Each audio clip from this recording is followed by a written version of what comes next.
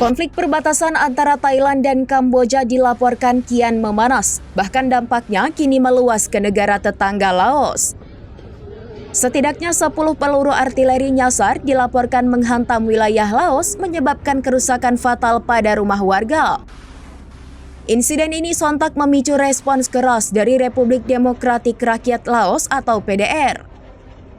Dikutip dari The Nation, Laos secara resmi telah mendesak Thailand dan Kamboja untuk menahan diri dan mencari solusi damai untuk sengketa perbatasan yang terus meningkat.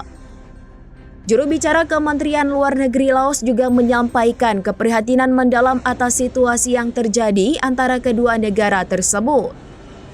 Mereka menekankan pentingnya kedua belah pihak untuk menyelesaikan konflik melalui jalur diplomatik, bukan kekerasan. Di sisi lain, Thailand telah melayangkan tuduhan bahwa peluru nyasar yang masuk ke wilayah Laos tersebut adalah milik Kamboja.